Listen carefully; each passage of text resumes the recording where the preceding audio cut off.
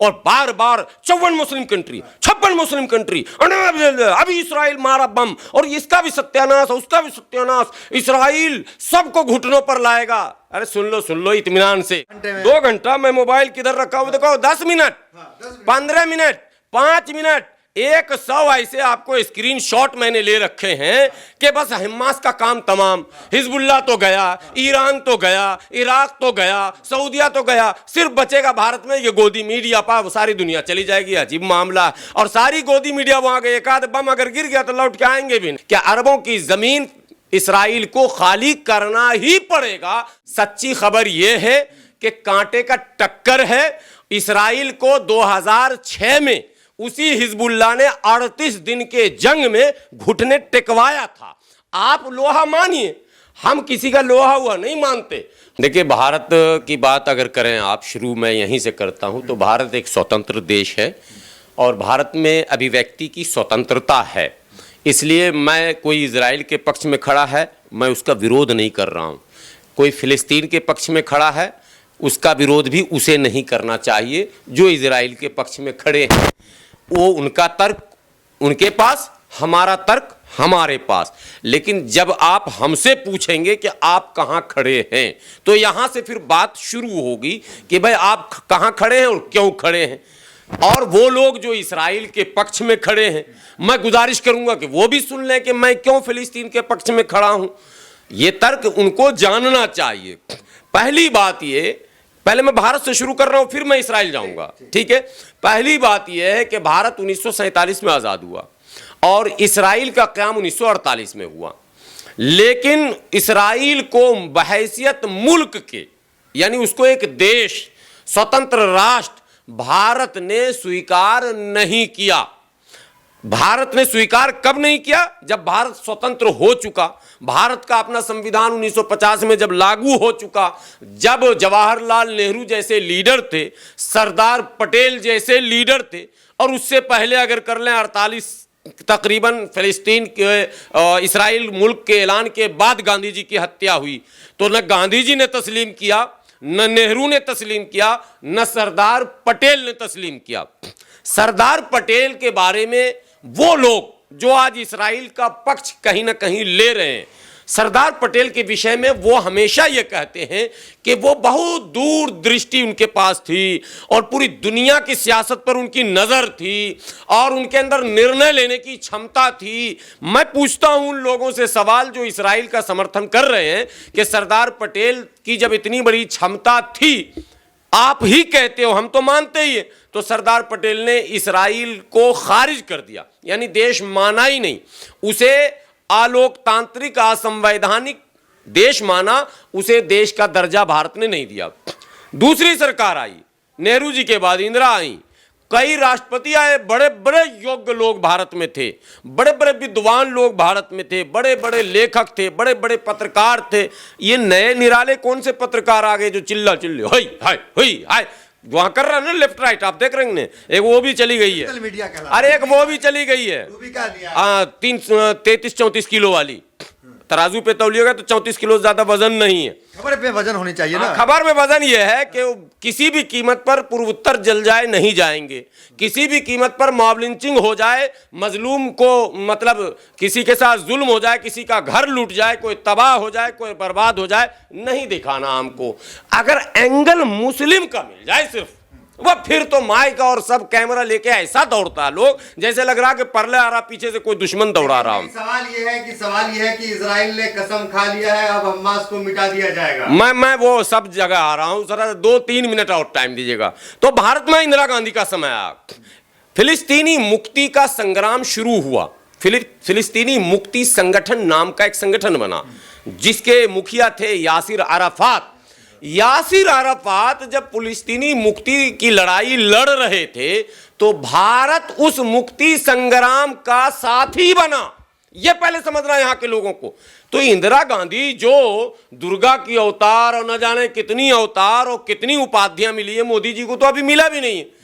इंदिरा गांधी जी को, विश्व गुरु है। नहीं नहीं कोई गुरु नहीं, अभी बता रहा हूं मैं, अभी तो फेल हो गए बता रहा हूं मैं, वहां आ रहा हूं, अब भक्तजन कहीं नाराज ना हो जाए। तो इंदिरा गांधी जी ने फिलिस्तीनी मुक्ति को समर्थन दिया और यासिर अरफात को अपना भाई माना।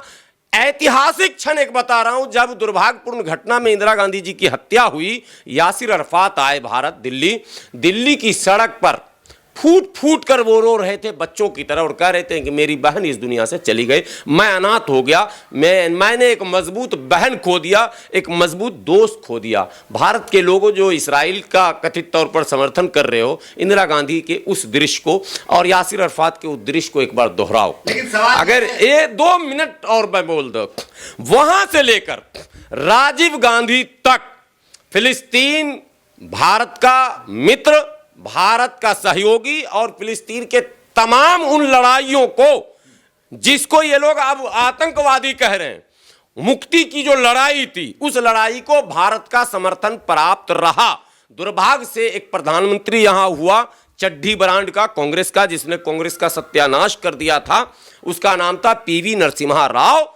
उसने इस्राइल को देश के रूप में स्वीकार भी किया, उससे संबंध भी बनाया। लेकिन एक और बड़ी घटना यह है कि इसी भारत की धरती पर जिस पार्टी के बल पर आज मोदी जी प्रधानमंत्री बने हैं, उस पार्टी को खड़ा करने वाली हस्ती, जिसका नाम स्वर्गीय अटल बिहारी वाजपेयी, कहा जाता था अटल बिहारी कमल निशान मांग रहा है हिंदुस्तान, तो वो कमल निशान जिसकी वजह से मोदी जी आज बने हैं महान, वो कमल निशान को महान बनाने वाले वो महापुरुष का नाम स्वर्गीय अटल बिहारी वाजपेयी है, जो स्पष्ट शब्दों में कह रहे हैं, जिनका वीडियो सोशल मीडिया पर वायरल फिर हो रहा, दोबारा भक्तजनों को सुनना चाहिए। सवाल ये है भाई कंप्लीट है इतना सा, वो कह रहे हैं अटल बिहारी वाजपेयी जी कि अरबों की जमीन इस्राइल को खाली करना ही पड़ेगा, हमारी पॉलिसी स्पष्ट है, हम कभी भी ऐसे लोगों के साथ नहीं हैं जो गैर कानूनी तरीके से किसी देश की भूमि को हड़प ले। ये कहां खड़े हैं? ये कहा जा रहा है कि इजराइल जो है हमास को मिटा देगा। हाँ, वो मैं वहां आ रहा हूं। आप कहां खड़े हैं? पहले आप कहां खड़े हैं? फिलहाल तो मैं अपने घर में खड़ा हूं, भारत में हूं, भारत के साथ हूं। इस मुद्दे पे कहां? इस मुद्दे पर भी भारत के साथ हूं।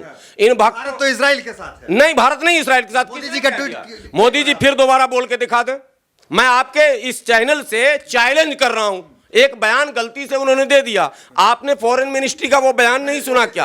आपने होम मिनिस्ट्री का, फॉरेन मिनिस्ट्री का, डिफेंस मिनिस्ट्री का, लेकिन बीजेपी के नेता जो है, जो सोशल मीडिया है, वो तो इजराइल के साथ। मोदी जी के मुंह से गलती से निकल गया, स्टैंड विद इजराइल चल रहा है, कर गए। मोदी जी कई बार स्लिप किए हैं, अमित शाह भी स्लिप किए हैं, वो स्लिप कर गए हैं। अब वो गलती नहीं मान सकते, वो प्रधानमंत्री हमारे देश के हैं। इतने बड़े देश का प्रधानमंत्री अगर स्लिप भी करता है तो इतनी आसानी से सॉरी नहीं बोलता है। सो मोदी जी नहीं बोलेंगे। और मोदी जी के इस समर्थन का नतीजा ये हुआ कि पूरी भारत की मीडिया, गोदी मीडिया जिसको आप कह रहे हैं, वो मोदी मीडिया बन गई।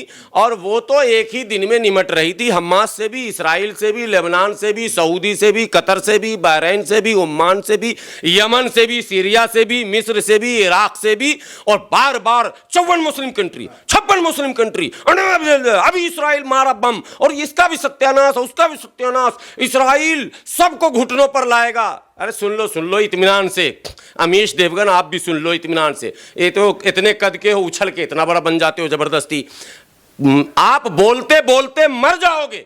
आपसे पहले भी लोग बोलते बोलते मर चुके हैं। 2 घंटा ये चलता है, 2 घंटे में गाजा तबाह हो गया, 6 घंटे में 2 घंटा। मैं मोबाइल किधर रखा हूं देखो, 10 मिनट, 15 मिनट, 5 मिनट, 100 ऐसे आपको स्क्रीनशॉट मैंने ले रखे हैं कि बस हमास का काम तमाम। हिजबुल्लाह तो गया, ईरान तो गया, इराक तो गया, सऊदिया तो गया, सिर्फ बचेगा भारत में ये गोदी मीडिया। पा सारी दुनिया चली जाएगी, अजीब मामला। और सारी गोदी मीडिया वहां गई, एक आध बम अगर गिर गया तो लौट के आएंगे भी नहीं। ठीक है, वो भी मैं कह रहा हूं, तो धुआं भी न बर्दाश्त कर पाएगी। वो तो ऐसी गाड़ी में छुप छुप के इधर उधर कर रही, मैं दिखा रही हूं अभी। मैं सीधे अगर दिखाना ही था तो जाके जरा सा मणिपुर दिखा देते, बादल को बम बता रही है। हाँ, वो सब ड्रामे होंगे। इससे पहले भी एक चैनल में आपने देखा था, स्टूडियो में ही लोग सैलाब ला रहे थे, वो भी कांड चल रहा है। टोटल खबरें तो अटैक हो रहा है इजराइल पर। टोटल खबरें फर्जी हैं। सच्ची खबर यह है कि कांटे का टक्कर है इसराइल को 2006 में उसी हिजबुल्लाह ने 38 दिन के जंग में घुटने टेकवाया था। आप लोहा मानिए, हम किसी का लोहा हुआ नहीं मानते। हम लोग बाय नेचर लड़ने और मरने वाले हैं। हम लोग कैप्टन अब्दुल हमीद के नस्ल के हैं।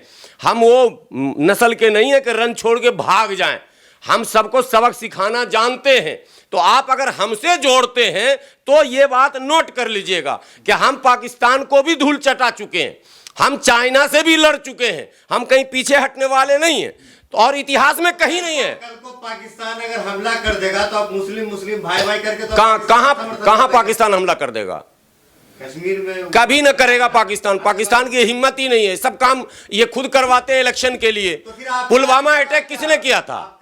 1000 सुनिए, यूट्यूब पर 1000 ऐसे एविडेंस आए जिसमें ये पता चला। मैं आज एक बड़ी बात बोल रहा हूं, देश के अंदर जितने बम धमाके होते थे अभी नहीं हो रहे हैं। भारतीय जनता पार्टी की सरकार में नहीं हो रहा। कभी ट्रेन में समझौता एक्सप्रेस में बम ब्लास्ट, कभी मक्का मस्जिद में बम ब्लास्ट, कभी अजमेर में बम ब्लास्ट। ये यहाँ के वो संगठन के लोग हैं जो संगठन के लोग देश को अस्थिर करना चाहते हैं। ठीक है, सोशल मीडिया पे ये लोग लिख रहे हैं कि मुसलमान इतना क्यों उछल रहे हैं, कभी जुमा के दिन निकल जाते हैं, या आप ही है इतना चिल्ला के बयान दे रहे हैं, आक्रोश है आपकी भाषा में, तो ये क्यों, क्या रिश्ता है आपका फलस्तीन से? नहीं, फलस्तीन से नहीं, पूरी दुनिया के मजलूमों से हमारा रिश्ता है और भारत का भी रिश्ता है। ये तो एक बात क्लियर होना चाहिए। पूरी दुनिया के मजलूमों से, जहां भी इंसानियत का कत्लेआम होगा, इंसानियत पर जुल्म होगा, कश्मीर से लेकर कन्याकुमारी तक भारत में, काठियावाड़ से लेकर कामरूप तक भारत में, किसी पर जुल्म हो, हिंदू पर, मुस्लिम पर, मैं अब फिलिस्तीन आ रहा हूं, किसी पर हो, हिंदू पर, मुस्लिम पर। अब कमेंट में लोग आपको कहेंगे कि कश्मीर में जब पंडितों का कत्लेआम हो रहा था तब आप कहां थे? तब तो हम दूध पीते बच्चे थे। लेकिन आज एक बात बता दूं, होश में आते ही हमने उनका विरोध किया और बाद में पता चला कि वो भाजपा के ही लोग निकले। सब जगमोहन जो थे वो सब भाजपा के ही लोग थे। अफसोस की बात है। बहरहाल, तो हम लोग हमेशा मजलूम के साथ हैं। कश्मीर से लेकर दुनिया के किसी भी हलके में अगर कोई जुल्म करता है तो हम जालिम के खिलाफ खड़े होते हैं। इसराइल जालिम है, इसराइल जालिम है और इसराइल वैसे ही है जैसे भारत में 1947 से पहले इंग्लैंड था। हमास क्या है? हमास वैसे ही है जैसे 1947 से पहले। देखिए, हमास के साथ और फिलिस्तीन के साथ वो खड़ा है जो नेताजी सुभाष चंद्र बोस के साथ खड़ा था। हमास के साथ, फिलिस्तीन के साथ वो खड़ा है जो खुदीराम बोस के साथ खड़ा था। हमास के साथ, फिलिस्तीन के साथ वो खड़ा है जो शहीद आजम भगत सिंह के साथ खड़ा था। हमास के साथ, फिलिस्तीन के साथ वो खड़ा है जो उन तमाम देश के नाम पर अपनी जान देने वाले महान सपूतों के साथ खड़ा था। इसराइल के साथ वो खड़ा है जो अंग्रेजों की उस वक्त भी मुखबिरी और दलाली करता था और आज भी उसकी आदत वही है। क्या आपने नाम लिए? वो तो आजादी की लड़ाई लड़ रहे थे। और वो क्या लड़ रहे हैं? हमास किस चीज की लड़ रहे हैं? फिलिस्तीन वाले किस चीज की लड़ाई लड़ रहे हैं? ये मूर्ख क्या रोटी नहीं खाते, इतिहास नहीं पढ़ते हैं? 1948 से अब तक वो आजादी की ही लड़ाई लड़ रहे हैं। इसराइल को थोपा गया। देखिए, जो ईसाई आज आंसू बहा रहा है, जो बेशरम अमेरिका उसकी मदद में आ रहा है, उस बेशरम अमेरिका से यह सवाल है कि जब हिटलर मार मार के इनको कचूमर निकाल दिया था और कई लाख यहूदियों को खत्म कर दिया था, तब आपने बचे हुए यहूदियों को अपने मुल्क में क्यों नहीं बसाया? पूरी दुनिया, अभी कई इतिहास हैं, पूरी दुनिया से यहूदी को धुतकारा गया, भगाया गया और आखिरी में फिलिस्तीन के मुसलमानों ने इंसानियत के नाम पर उन्हें अपनाया। आप यहां रहें, क्या इसका यही आप सिला देंगे? क्या अब आपको हमने रहने दिया तो आप कहेंगे नहीं ये पूरा घर हमें दे दो? ये नहीं चल सकता किसी कीमत पर।